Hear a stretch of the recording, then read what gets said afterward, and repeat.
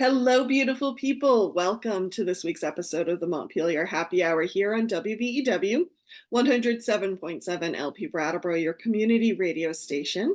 I'm your host and producer of the show, Olga Peters, and I'm speaking with Stephanie Yu, who is the president and executive director of the Public Assets Institute. And yay, we're finally getting a chance to talk about the 2023 State of Working Vermont report, which thank you, Stephanie, giving me an excuse to nerd out. Always appreciated. And thank you for joining us today. No, I'm happy to be here. Always happy to talk about this report.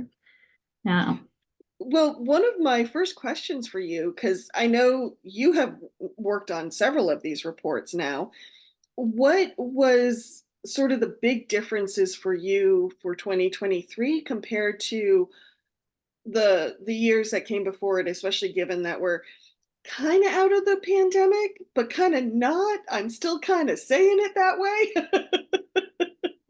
I know I feel like we've been hedging a lot on whether we're calling it over or not over.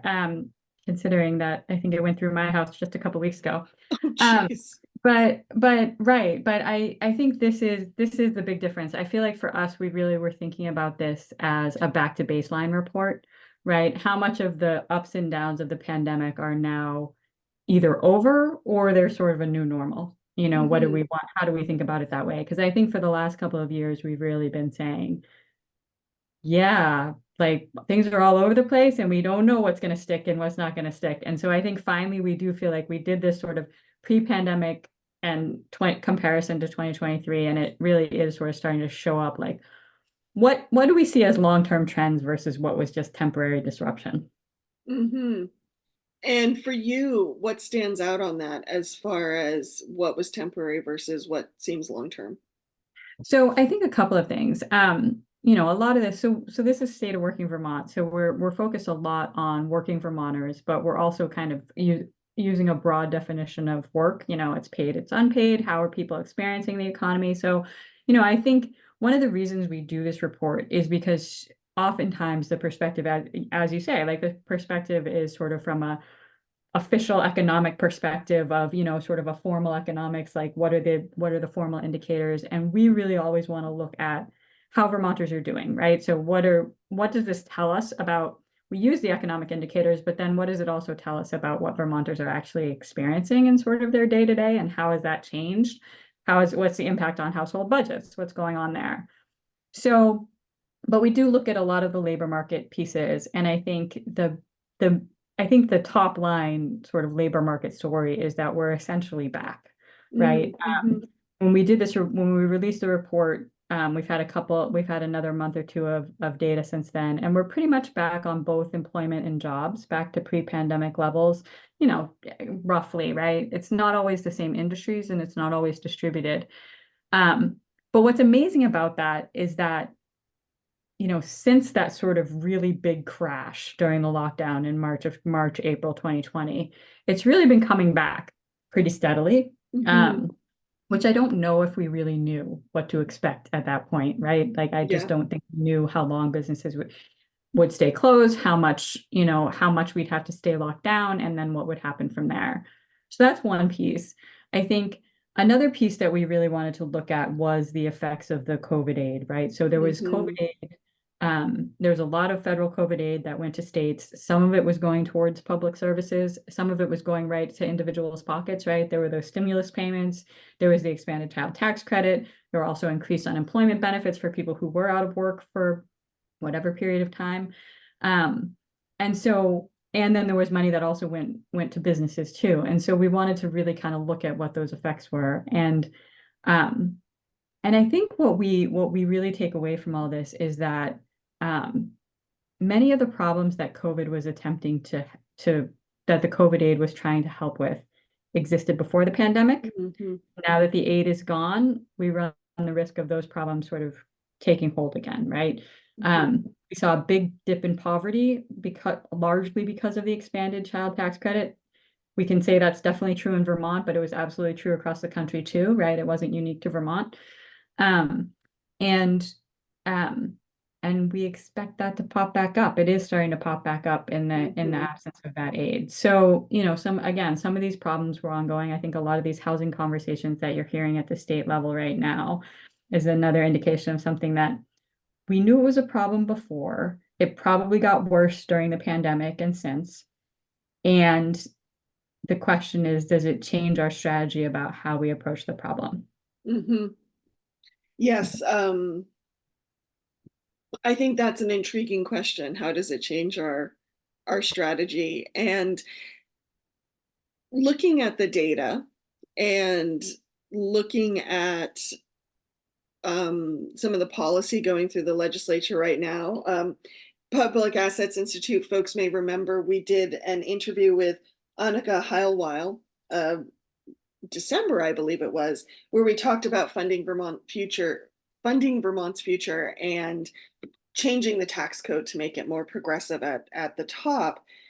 And I know Public Assets has been working hard on that, but are you seeing other ways the conversation may be changing at the state level, but also maybe stuck in places where it's not helpful?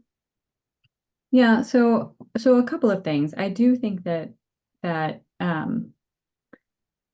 I think that people did appreciate how clear it was, how much the temporary policies during the pandemic really helped people, right? A lot of people were taking care of their basic needs. There was more food aid. There was, these, like I say, these increased sort of cash benefits, the child tax credit, the unemployment benefits, all of these things were contributing to this decrease in poverty, really contributing to people being able to make ends meet um, in a better way. And I think that there was a lot of momentum coming into just over the last, the last legislative session and this that we really wanted to continue to meet those needs. It's why Vermont, I think, enacted their own state child tax credit. Mm-hmm. Wasn't going to be quite as big as the federal tax credit, but it was definitely a huge step in helping families.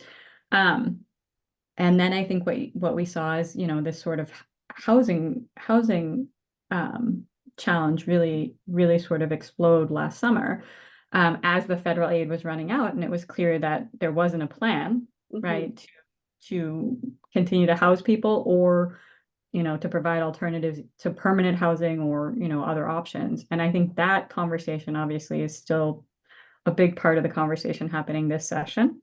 Mm-hmm. Um, and I think then, I think that all has been, and so I think there was a lot of interest and a recognition um, that we want a progressive tax code, a commitment to a progressive tax code. And part of the reason that our report actually came out late this year, and part of the reason that it came out late this year was because we were waiting, excuse me, on some data from the Institute on Taxation and Economic Policy, because every few years they put out a report called Who Pays, right? And it really Mm-hmm. looks at the share of taxes, the share of people's incomes that they pay in taxes across the different income levels.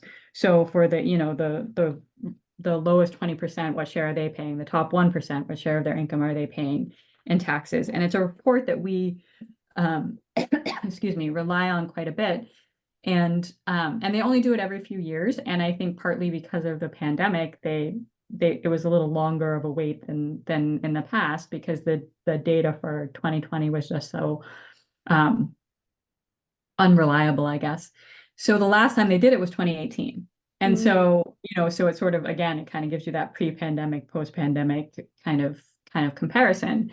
And what they showed, so Vermont, I think, should be proud in the sense that we're one of the few states that doesn't make income inequality worse, right? A lot of state tax codes actually make it worse, right? Right. So, but Vermont's doesn't. However, we still see that Vermont's tax code is pretty regressive at the top end, right? That the top Mm-hmm. 1%, the top 5%, are paying a smaller share than a lot of people in the middle class in terms of taxes. So so that was part of why we waited and part of what we wanted to really kind of look at. And I think it also showed some of the positive effects of the efforts, like the child tax credit, really sort of bringing down the share that folks are paying on the low income end.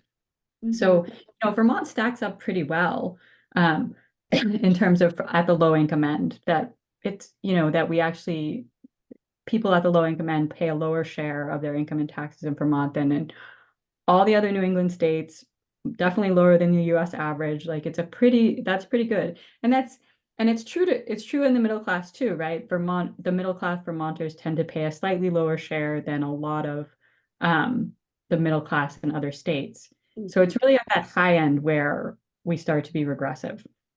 We have a Mhm. progressive income tax, we have income sensitivity in school taxes. So, you know, so I think that that information was really critical, and we really wanted to look at sort of how Vermont stacked up, and that's part of why we wanted to wait and include it in this report. Thank you. Yeah, that if you don't mind, I'd love if we would dig into that a little bit and just remind people um, about why it matters that we have more progressive revenue streams. I know one thing that stood out for me today is I was listening to Brave Little State, Mm, and they actually the episode I caught was they were rebroadcasting a an episode from a fellow public radio station. I'm forgetting its name, but the podcast is If All Else Fails. And it's about the rise of extremism in mm, upper New York State. And one thing they said to me was, or they said in the interview, was how income inequality in a lot of rural communities is one of the things that's driving some of the more extreme groups mm, to form. And that just is something I'm sitting with right now, is something I never thought income inequality could do, but I get the point. um mhm, and one thing we've had to be careful what in Vermont is, while you said our tax structure doesn't make income inequality worse, but it doesn't mean we don't have it, and it doesn't mean it hasn't been mm, growing. mm, So all that said, with all that's going on in Olga's brain right now, I would mhm. love to hear your take on why it's important we have a progressive revenue stream for the state, and not only that, but why we need more revenue. Um, does that does that Absolutely. So I think you're identifying two important points, I think. One, which is sort of the progressivity of the system, of the revenue system, and then the adequacy of the revenue system, Mhm, right? So we want this, I always talk about, speaking of sort of nerding out, I always sort of talk about the slope of the line and then the location of the line, right? Like we mhm, know we want it to be more progressive, and it probably needs to go up because we know there's public investments that we're neglecting to do right now, things like housing, and we need to respond to climate change. And, so there's definitely more demand for more public investment.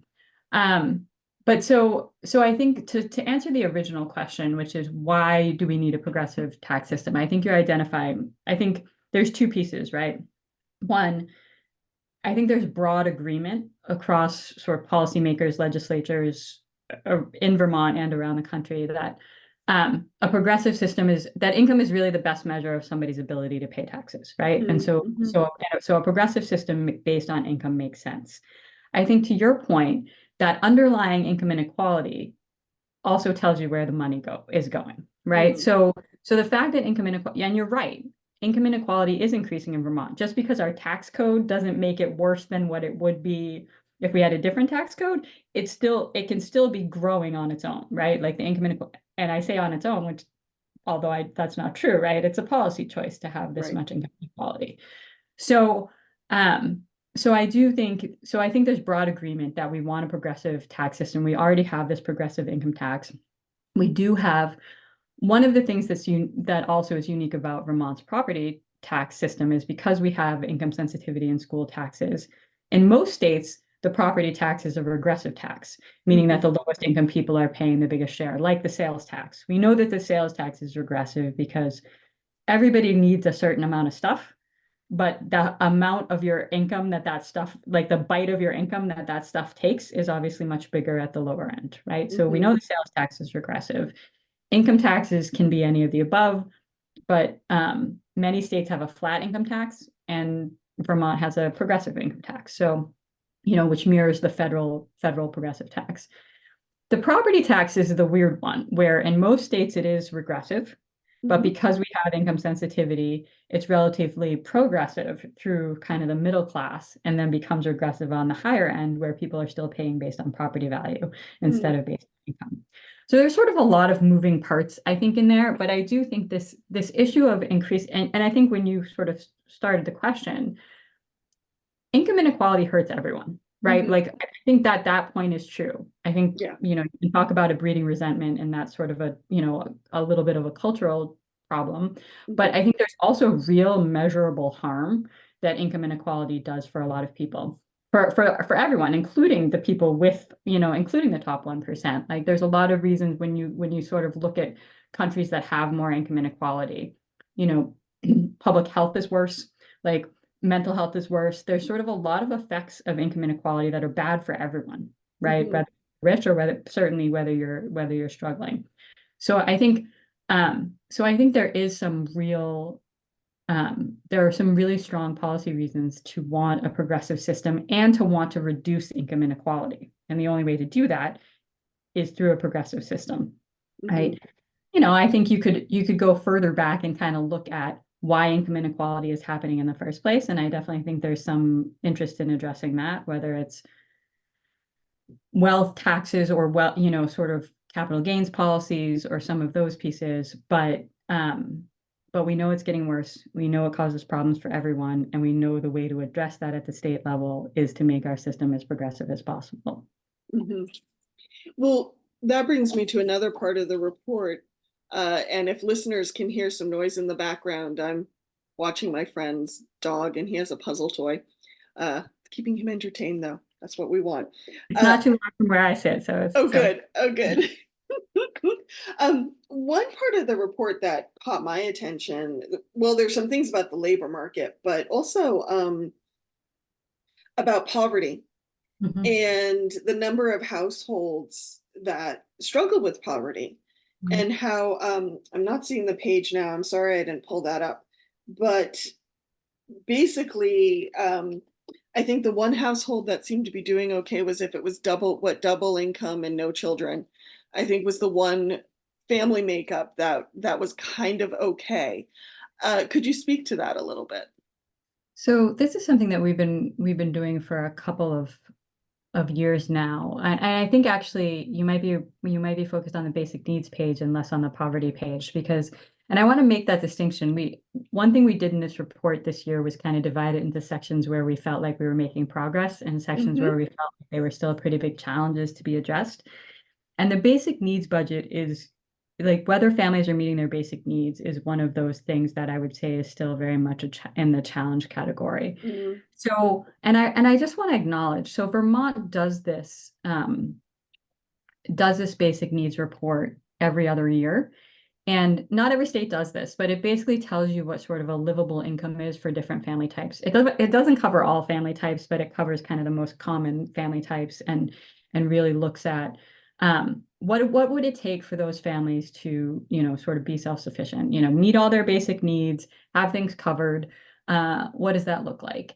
And so what we do is we do an analysis of the census microdata to really look at just to get the categories of these families and to compare their incomes to what would be the right amount to meet their basic needs. Um, and what we show in this chart, and I think it's page 20, I think. That's Uh, yes, that's what it is. and I can put it up if it's useful. Yes, I can. Let me see. Yeah, if you don't mind, that would be great. Let me Um, share. Let me share this so that people can see what we're talking about and not. It's no fun when you're describing a picture. Um, so so So this really gets you, again, this isn't all families, but it gets you to a lot of the more common family types. And what this mhm. shows is share of families in those categories that are able to meet their basic needs, meaning that their income is above whatever the basic needs level is for their family type. Again, obviously the income that you need varies by family type, by how many people are there. And then we also look at and the way that and this is a report from the Joint Fiscal Office. They also look Mhm. at how many wage earners there are, because that plays into whether or not you need childcare and sort of the wage that each person has to earn. Um, if you're sort of pooling resources. So the thing that's striking about this, right, is that most two adult, two earner households with no dependents are doing okay. There's still about 15% that aren't meeting their basic needs, but they're in better shape. Again, so two earner households are doing better sort of across the board. That two earner, even with two children, they're doing, 2/3 of them are meeting their basic needs. Still means a third aren't, right? A third of families in that situation are not meeting their basic needs. But what's really striking, I think, about this is that you look at across the single households, and regardless of children, which I think is really striking, that a single adult, fewer than half of them are able to meet their basic needs based on their income, right? Mm-hmm. So, and then certainly if they're single parents or caregivers, right? Whether one child or two children, really struggling, most of them are not able to meet their basic needs. So I don't think this is I don't think anybody is surprised by this, but when you sort of see it starkly like this, right? It's pretty striking. And I do think that the single adult piece might surprise some people, right? Mm-hmm. That fewer than half. That's pretty significant. So I think, and from our perspective, what the legislature has done this report for a number of years, but I think what we'd like to see is them sort of take the next step of applying it when they're developed. Mm.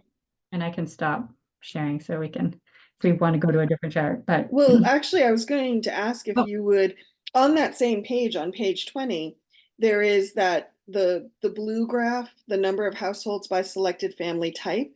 I think one reason the single adult stood out so much to me around one, because I also am a single adult household, but when you look at the family types that are, or the household types in Vermont, I was surprised that the single adult was so high.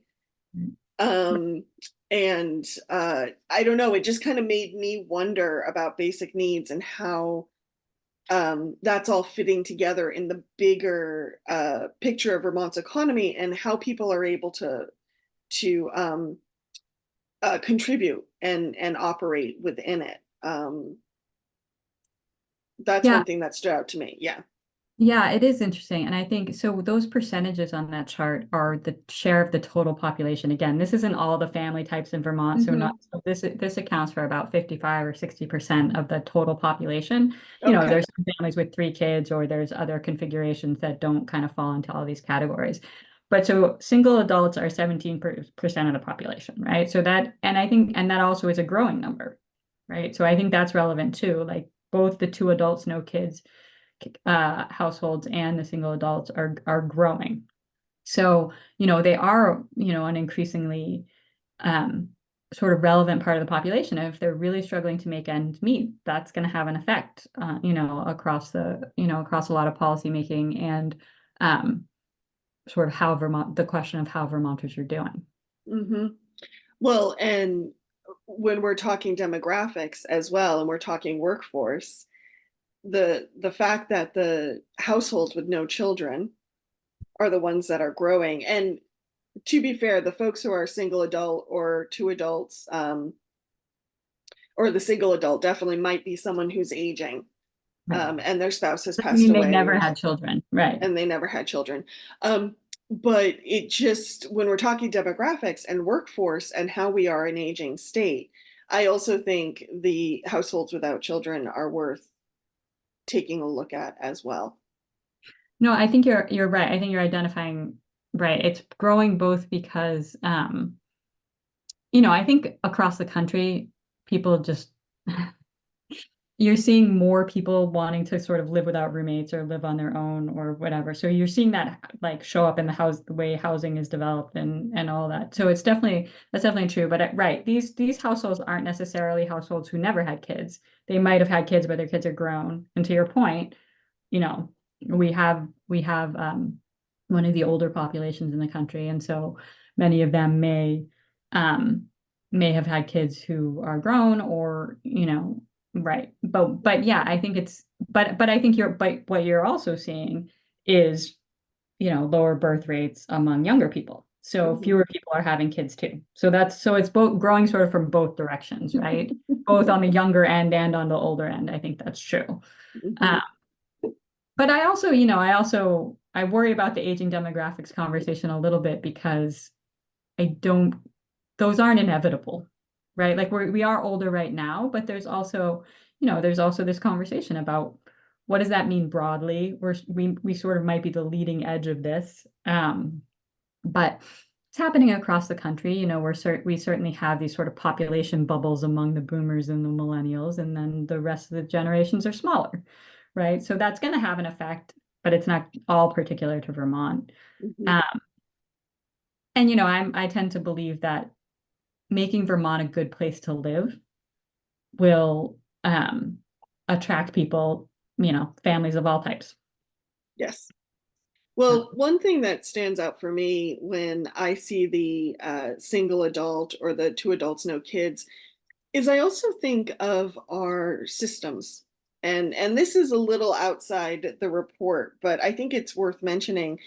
So when my grandmother was going through her death process earlier this year, or sorry, last summer, the family rallied around, and there was also this expectation that she would have family caregivers, mhm, right? There's just this expectation that when someone is sick or they're at the end of their life, that they will be cared for and surrounded by family.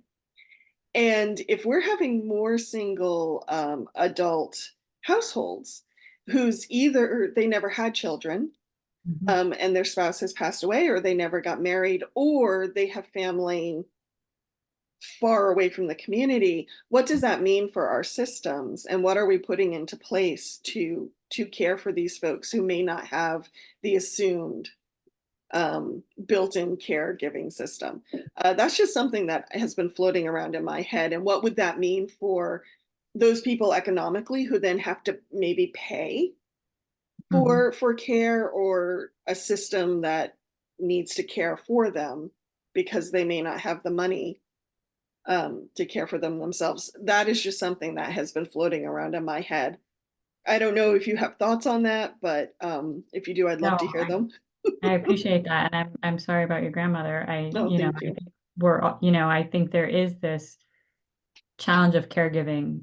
Um, eh, the elder caregiving piece is I think it's a really big question. I think Vermont, has some better policies in some states about some of these things, but you're identifying a huge problem, which is that a lot of caregiving, both for children and anyone else, dependents in other ways, and elders, um, is is a big chunk of the unpaid work that goes on in this state, and the country for that matter. Hmm. And that doesn't show up in the economy, but makes a huge difference, right? Like Hmm. in the absence of those family caregivers, who's picking up that slack? I think you're identifying a really critical question. And I do think that is one piece where I think, you know, our demographics can change in the sense that more people could come to Vermont, or, we could have more people, um, you know, people could have more kids. There's lots of ways that demographic trends can sort of shift, but there's no question that there are a number of older people in Vermont, and that there's an immediate question of what's going to happen, and do we have the capacity, both sort of financially, physically, sort of all of the above, the infrastructure available to to do the caregiving. And I mean, I think the short answer is we don't have a good solution to what that's going to mean. And um, I think there's been a lot of focus on childcare over the last few years, appropriately so, big Hmm. cost, important, not to diminish that in any way. But the elder caregiving question is also a really big challenge that's going to need a lot of attention. And to your point, like there are, not everybody has family caregivers available, and there's going to need to be that. And, we know historically those jobs tend not to be well paid. And so, Hmm. similarly, like similar to the sort of childcare universe of treating care work as not particularly valuable, when in fact it's sort of the cornerstone of our Yeah. whole economy, right?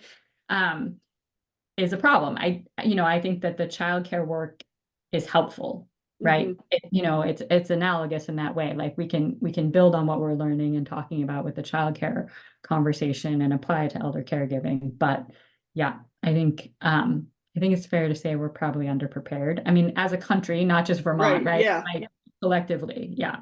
Yeah. Yeah. Well, I found it very interesting, and I'm not the first.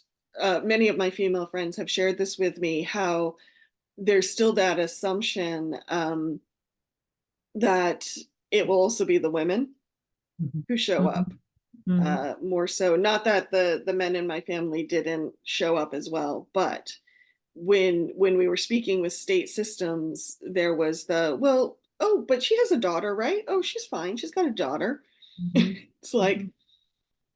eh. I mean, one of the things that was a little bit surprising to me in this report actually that we found was this fact that, at the beginning of the pandemic, right, there was all this talk of this she session and that a lot of women were going to be leaving the workforce in some way because the kids, somebody had to take care of the kids. Mhm, And it didn't show up it hasn't shown up in the data. Initially, it sort of seemed like there was, sort of the initial data. It seemed like maybe that was what was happening. And then sort of over time and what we showed in this report, and I can see if I can pull it up, but that actually women are back pretty much. There were some dips, but pretty much mhm. women are back and men aren't quite back. I found So, that interesting. sort of, Yeah. and it really skews along age lines too, which was interesting. Like a whole lot of where the workforce isn't back is on the young side, right? Hmm. Like so the 16 to 24 range, particularly, you see it with men, it was kind of across the board, but then with women,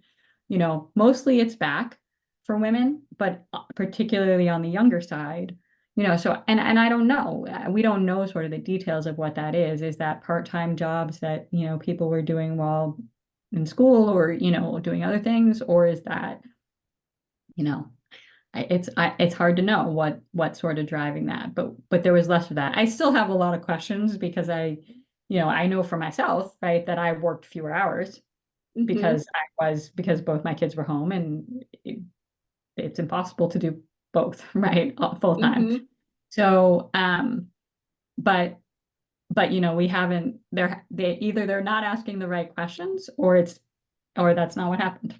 Or Right. it's not happening to a measurable degree. Interesting. Thank you, Stephanie. We're going to take a break and hear from some of our underwriters here on WVEW 107.7 LP Brattleboro, your community radio station. So stay tuned. We'll be right back. Welcome back to the second half of the Montpelier Happy Hour here on WVEW 107.7 LP Brattleboro, your community radio station. If you're just joining us, I am your host, Olga Peters, and I'm speaking with Stephanie Yu from the Public Assets Institute, and we're speaking about their annual State of Working Vermont report that looks at the economy and the workforce and sort of how all that is fitting together for better or for worse. Right. For A those little of who both. who Mhm. are listening and not seeing the video, Stephanie's nodding away. Mhm. So glad you're here, Stephanie. I need to quickly thank Brattleboro Community Television for taking the video version of our show and sharing it with media centers across New England. And since my lovely regular contributor, Emily Kornheiser, can't be here, falls to me to say the views and opinions on the happy hour belong to the host and the guests, and nobody else, no, whether they are digital or carbon based. The opinions belong to nobody else but us. So you have all been warned. Stephanie, before the break, we were talking a little bit about workforce, and I know that this is probably a unknown at this point, but two things in the report that I was just like that's so interesting, and I don't see how they're happening at the same time. One was while Vermont still has one of the smallest gender-based pay gaps in the country, women did lose a little bit of ground in pay, even though wages seem to be going up across the board.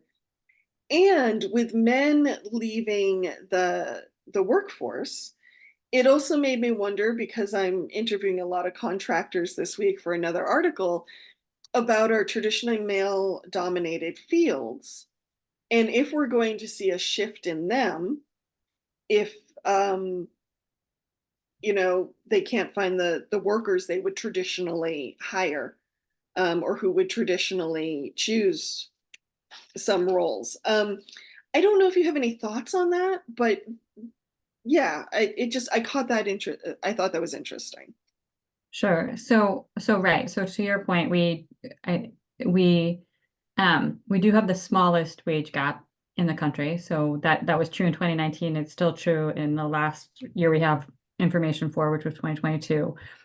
Both for both male and female, the wages grew quite a bit. So I think, we are seeing some progress on wages, in the sense, particularly on the low wage end, like even with inflation, some real Mhm. growth in wages. So that's a positive thing. So you see, it's Yes. a pretty big jump, in the wage, but that gap did get a little bigger, between men and women. And so I think, um, and and I think you're also pointing to this other trend of sort of more men kind of leaving the workforce. So how does that kind of reconcile?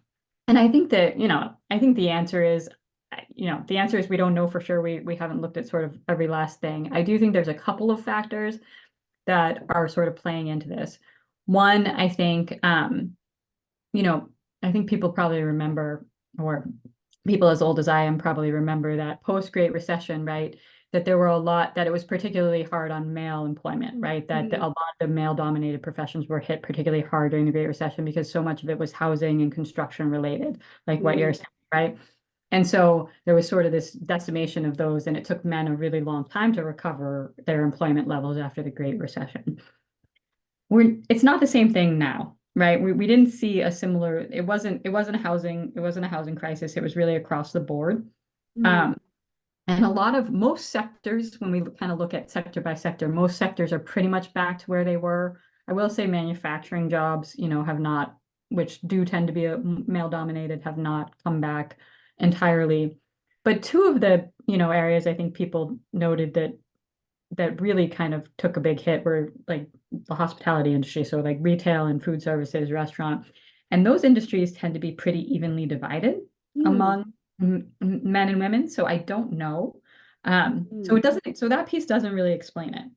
So I think, again, good to see wage growth. Not sure why some of those why the wage gap would have gotten bigger, other than to say that some of those, that I think you're probably familiar with the great work that the Change the Story, reports did. And what they did a great job of showing, I think, is a lot of industries, a lot of professions are dominated by one or the other, right? Like Mhm. 75% or more are one or the other. There's not very many industries where it's a pretty even split. And so I'm sure that does play a role, but it's not as obvious as it was in the Great Recession period, right? Um, but, as we were talking about before too, there's also caregiving tends to be undervalued. It Mhm. tends to be a women-dominated profession. I'm sure all of these things are playing a role. Mhm. Well, thank you for that. It'll be interesting to see if any more data or information comes to light Mhm. as we move forward. Let's pivot a little bit to it. Well, I'll check in first. Anything else on workers or jobs or the workforce that you want to touch on before we? Well, I will say, I think, a lot of the conversation has sort of been around, a worker shortage in Vermont. And I think, Mm. Vermont, we did have this chart I'll show that, looks at, the number of job openings per person looking for work. So that's sort of the formal definition of somebody who's unemployed and counted in the labor force, somebody who's trying to be working and isn't, Mhm. looking for work. And Vermont had the highest ratio in the country of, sort of double the US average of how many job openings to unemployed person. So it's definitely true that, um, there are a lot more job openings than there are people looking right now. In tighter labor markets, you would see the opposite, right? You would see more people per job, right? There's two people for every opening or something like that. And that's not where we are now. What we don't know, and I think this is important, is what we don't know is sort of the quality of those jobs. Are those Right. particularly low wage jobs? Are those jobs that are more like retail and hospitality that are sort of more public facing that people are worried about. We don't know the quality of those jobs. That those data are never available, which is something we would love to see and have been sort of trying to get for a long time, and it's just not something that people want to be public about. Mhm. So so I think there is some, you know, there is some real sort of substance to this idea that there are not enough workers. But I think the quality of jobs, and the question of wages might go a long way toward answering that. Another thing that we didn't put in the report this year that we typically do is the fact that Vermonters' wages tend to be low. Like the Vermont average compared to the US average tends to skew lower. So Mhm. when we talk about, and the cost of things tends to be pretty average, again, Mhm. sort of with the exception of housing prices in northwestern Vermont, right? Like we tend to be pretty average in terms of housing costs and in terms of the cost of living generally. So pretty comparable to the US average, but our wages are low. So the mismatch is on the wage side, not, Mhm. not less so on the cost side. So I think I think it's just worth noting that, while we're kind of back in terms of jobs and employment, we still have this greater demand for workers than we're able to meet right now. And it would be good to kind of understand more about why that is. Mhm. As I mentioned, I have been interviewing a number of contractors for a different article this week, and I've asked them that question around workforce shortage. A, do you have one? The answer is, oh my gosh, yes. Mhm. And to the point that they are starting to scale back on some of the jobs they take. And Mhm. there's some other things in that equation as well, not just workforce. So I say, okay, so is it that you don't have enough people applying for jobs that you have open, or are the people who are applying, do they lack skills, and you're not able to train them? Like, what's the meat here? And many of them have said, a lot of the people who are fully trained, they can kind of demand the Mhm. work and the salary that they want right now because things are so tight. And that a lot of the folks who are still applying, unfortunately, tend to have a lot of barriers. And this is totally what's that word? Anecdotal. Mhm. And Help total. me. Thank you. Um, this is not a scientific survey, but the barriers tend to be maybe they lack the skill set, but maybe they also lack transportation or Mhm. childcare, some Mhm. other things that are getting in between them and the ability to regularly show up on, Mhm. 5 days a week. So I just found that interesting, and I'll share that with you in case that triggers anything as you go forward. Yeah, no, I appreciate that. I definitely, that's part of our question too, is what are the barriers to work? And when we look at um, labor force participation, we were sort of looking at it by sex a little bit before, but when we look at it overall, one interesting thing is that labor force participation is down among what we call prime age workers, which is 25 to 64, 25 to 55, right? So from 55 and up, a greater share of them are working, and definitely from 65 and up. It's still a small share, but more of them are working. But Hmm. at prime age, from 25 to 54, slightly lower on the participation. And so it's not just that there's a bigger population of older people and a smaller population of prime age workers. It's also that even among those workers that are here, fewer, or those people that are here in that age group, fewer of them are working. So there's something else going on there that's creating barriers to work that I think we need to understand a little better, and try to figure out what we can do about it. Sort of what are the right state policies that can help. Hmm. Thank you. Um, I look forward to hearing an update on that if you get more data. Mhm. So let's pivot a little bit. As you mentioned, the report for this year, 2023, was broken down into sections: workers and jobs, challenges, progress, capacity for investment. We've talked a little bit about workers and challenges. Can we talk a little bit about where Vermont's made some progress? I think would be nice.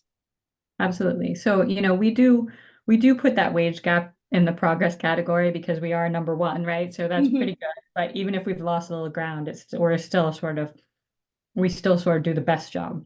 So that's one place. I think I did also mention that, a lot of that pandemic era aid did improve, did bring a whole lot of people out of poverty, but it was temporary. Mhm. Um, but a couple of ways that Vermont invested, I mentioned the new child tax credit. That's big. That's a big area of progress.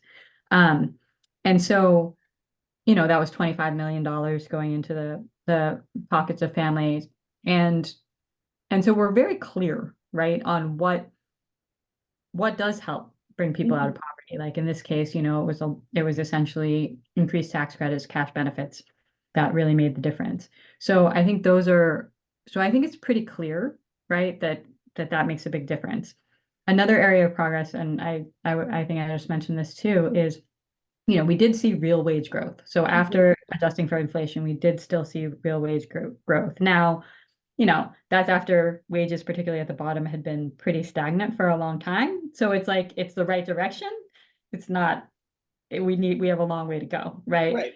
Um, but so those are a couple of areas I think that's really significant. We always look at health insurance, but Vermont's again kind of ranked high in terms of who's got coverage. I think one of the challenges there is, um, so with anything that we're making progress, it's always like, and there's more to do, or and most people have health insurance, but is it adequate, right? Is the coverage adequate? Just having it might not be enough, like, so there's always sort of kind of the next layer to look at. Mhm. But I think there are some really solid progress. I think that the childcare investment, which we didn't really talk too much about in this report, is really significant. Vermont took a big step forward on childcare this last legislative session.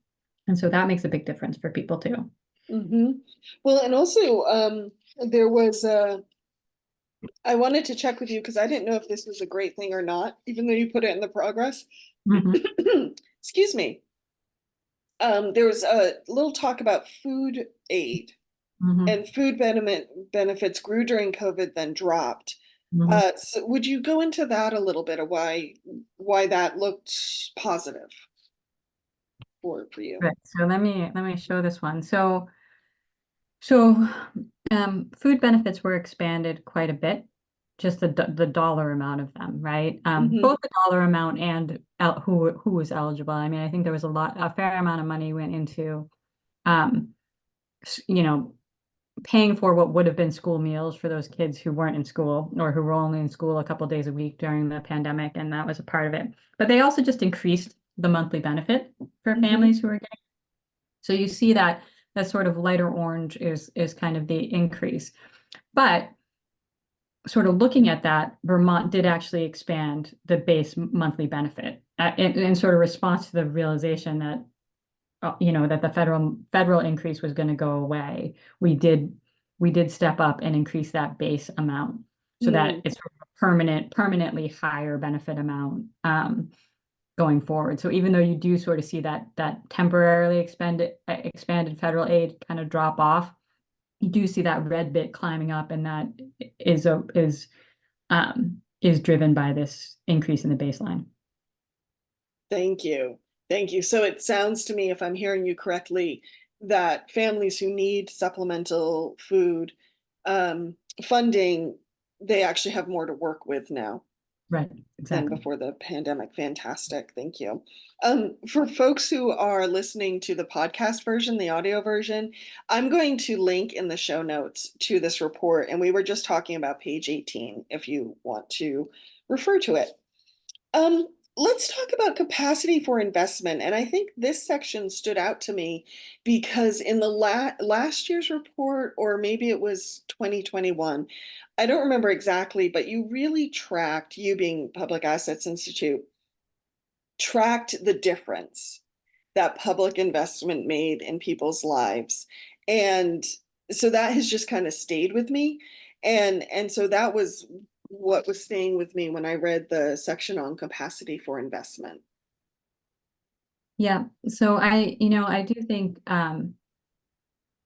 I think people are seeing a lot of demand for additional public investment. So again, some of these problems that were sort of temporarily improved by pandemic aid have always been there, are back, some are exacerbated. But then there's also some new stuff, right? I mean, just the response to the pandemic. Like I think, you know, the pandemic, you know, it, there, I think there's a lot of predictions that there could be more of these, right? It's a combination of a lot of factors why that went into this happening. But I also think, the floods in July 2023 make it very clear that we need to do more on climate change in the state, right? Hmm.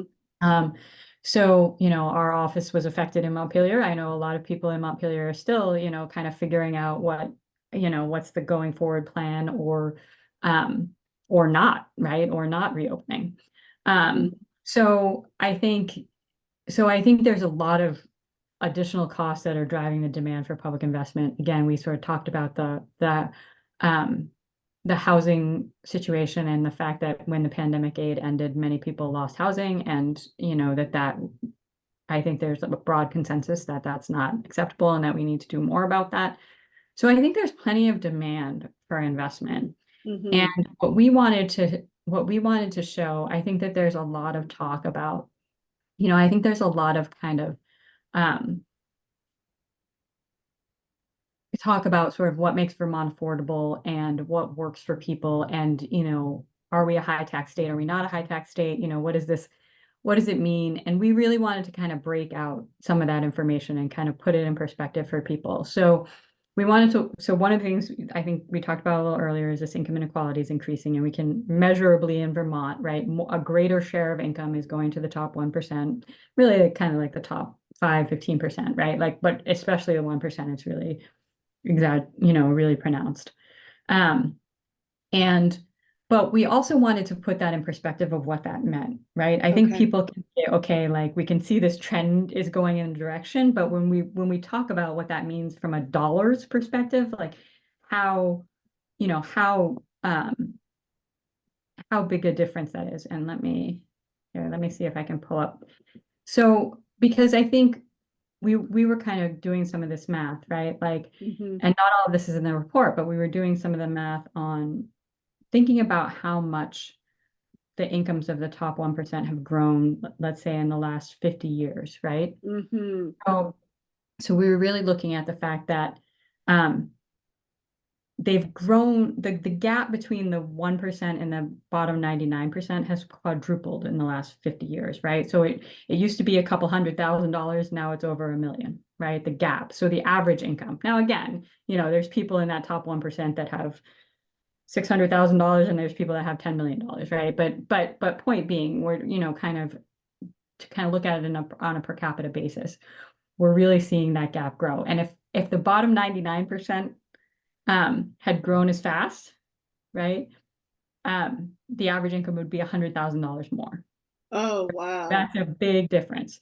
So we really wanted to kind of put some of these big numbers in perspective. And part of what we wanted to show here was, so when you look at the AGI of the top 1%, which is about 3,000 filers, give or take in Vermont, this Okay. is based on tax filers. So it could be, which could be a single person or could be a family filing.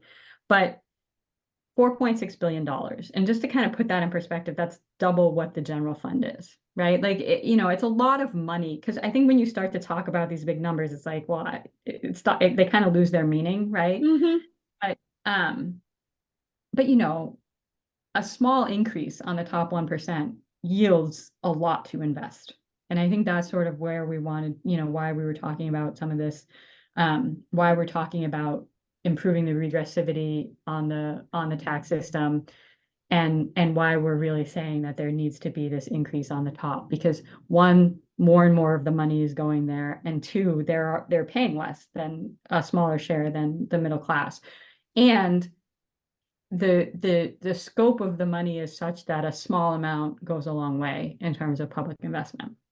So, we really wanted to kind of just be clear about that, and also be clear about the fact that, as I said earlier, like Vermont's a relatively good deal from a tax perspective for lower income and middle class compared to other states. So when Hmm. we talk about like taxes as being creating the affordability problem, just don't, it just doesn't hold up to the data. Hmm. In the introduction to the report, one thing that stood out to me was there was the paragraph that talked about how for about the last 30 years, Vermont's revenue policy has been to manage to the money, and that now that may not work anymore.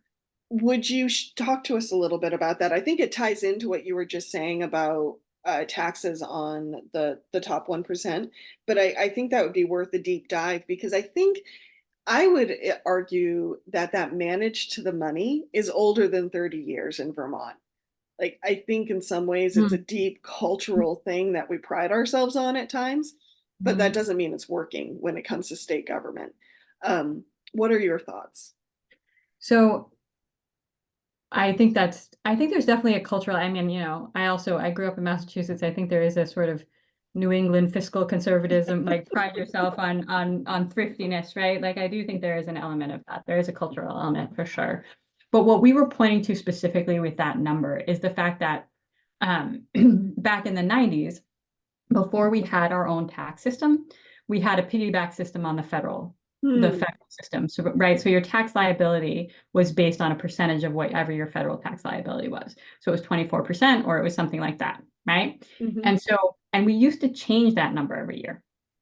And this was under Snelling, actually, right? Okay. So we used to change that percentage every year. And not only that, but there was actually a period where in recession, what the administration would say is we actually need more services during recessions. So we actually might need to increase the percentage, the rate during a recession because people's incomes are shrinking. So we need to get that money where we can get it, which tended to be, wealthier people, but we were going to increase the percentage so that we Hmm. could make sure we could maintain those basic services for all the people who are going to need them. People need more services during a recession, not less, not Hmm. fewer. Right? So that's sort of the turning point that we see as like where it really kind of hardened. So you might be right. There might have been this sort of cultural element of like thriftiness for a long time, but there Hmm. was this willingness to adjust the revenues, right? There Hmm. was the revenues, there was sort of an automatic process to adjust the revenues based on what we were seeing as the demand for services and the Hmm. demand for public investment. And when we decoupled, um, it was not something that we said every year, right? So we kind of got away from that automatic thinking about the revenue side of things. And we got to this place where we just take what the revenue is that comes in based on the current law and we force the budget under that. And there's less of a conversation about do we do something on the revenue side? Do we adjust these rates because we really don't want to cut these services? We don't have that conversation. We just force the budget under.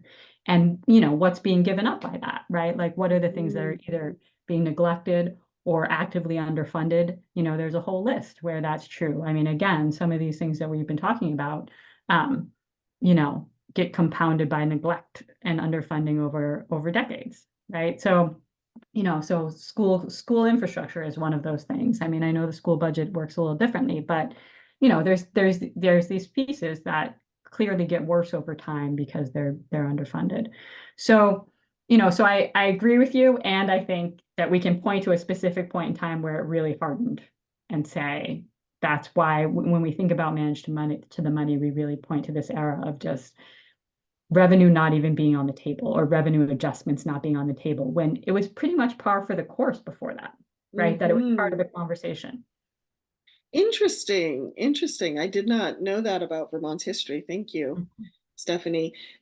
I know we talked a lot about Vermont's tax structure being progressive, but I'm curious, based on what you just said of how we used to couple to the federal um, tax system, is that a better way to go, or what were the drawbacks to doing that?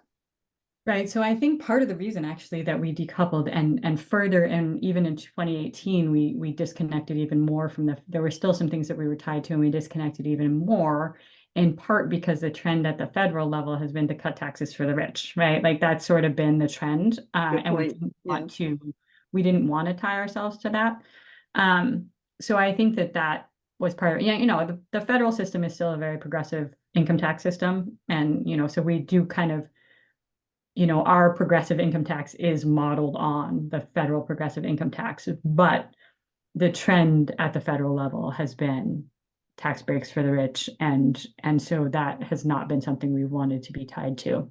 Mhm. Um, so I think that it's less about it's more, maybe it's more of a cultural problem, but I think it's less about how we raise the revenue than making sure we have the conversation about the revenue. Thank you. Making sure that sort of takes the same, sort of that we're weighing the needs against the need to against whether it's worth it to raise revenue for this purpose. Gotcha. Thank you. We are out of time. What would you like to leave listeners with before we end? I appreciate the conversation. We always put a lot of time into this report, and I think we always learn something too. And I think part of what we're really thinking about is, there's a lot to be proud of in this report. I think Vermont has made a lot of good steps, this child tax credit, and really responded to the pandemic with this acknowledgement of wanting to take better care of people, take better Mm, care of one another. And I think that is a good thing. And I think that there are ways to keep that going. And I think that a lot of times they're sort of like, well, if we get the money from the feds, we'll do it. And if we don't, we won't. And I think that what we want to be able to show is that we can do a lot as a state. We can do this stuff as a state, um and there's nothing stopping us. thank you. Stephanie Yu from the Public Assets Institute. So glad you were here. Thank you for joining us. If people want to learn more about your work, where can they find it? Well, we're everywhere we can be. We're publicassets.org. We're using Instagram a lot more these days and not so much X, I guess. But we're out there for sure. Thank you. And as always, you can find the Montpelier Happy Hour on WVEW 107.7 LP Brattleboro, your community radio station, every Friday at 2, rebroadcast every Wednesday morning, and wherever you subscribe to your podcasts. Hey, take care, everyone. Have a good weekend.